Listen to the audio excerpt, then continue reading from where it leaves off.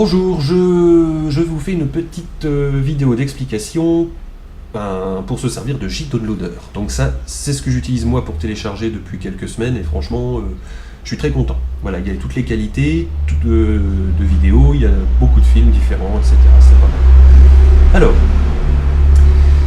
on prend donc le logiciel JDownloader. Je vous l'avais déjà un petit peu présenté, il me semble, un jour. Alors c'est simple, hein, il faut le télécharger. Je vous mettrai un lien de téléchargement dans le mail ou quelque chose comme ça. Une fois que vous l'avez téléchargé, il s'installe. Vous le lancez, c'est la première étape quand on veut télécharger. Moi je lance toujours le logiciel avant. Toujours quoi. C'est ce qu'on m'avait dit de faire, je sais pas si c'est utile, mais enfin voilà. Une fois que le logiciel est installé, on le lance. Donc moi il est déjà lancé, il est là, voilà comment il se présente. Il y a surtout deux onglets principaux, parce que contribuer, bon, non. Voilà. Alors, téléchargement et collecteur de liens. Collecteur de liens, c'est là qu'on se retrouve tous les liens qu'on aura trouvés sur Internet. Voilà. Une fois qu'on les trouve, on fait démarrer tous les téléchargements, tout va se basculer ici, dans téléchargement, et il n'y a plus qu'à attendre, quoi. Alors, la petite barre, là, vite fait, je vais vous le faire en direct live, ce sera plus simple. Alors, on va sur des sites de téléchargement. Mon favori, c'est Zone Téléchargement, parce qu'il y a beaucoup de choses et c'est vraiment simple d'utilisation, etc. On arrive sur ce site, on prend un film au hasard, ou celui qu'on cherche. Il y a des catégories, il y a une barre de recherche, il y a quand même pas mal de choses. Je prends par exemple Extinction, ce film qui a l'air franchement nul. Alors je clique dessus.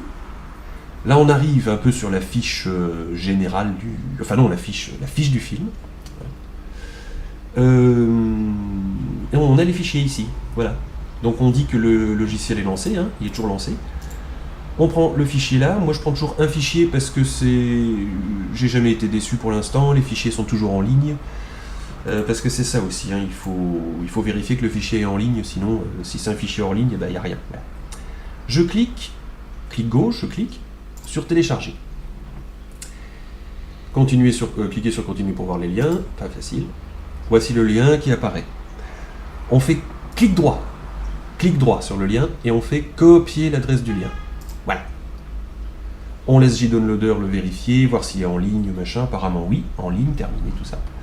On relance JDownloader. Il est dans les collecteurs de liens, extinction, machin. On fait, alors là voilà. Il est dans les collecteurs de liens, ça c'est le chemin, etc., la taille et la disponibilité, savoir s'il est en ligne et que vous pourrez ou non le télécharger. J'ai plus que 10 secondes. Voilà, on fait démarrer tous les téléchargements, il se démarre, on attend que ça se passe, ensuite ça sera dans le dossier téléchargement de l'utilisateur dans Windows.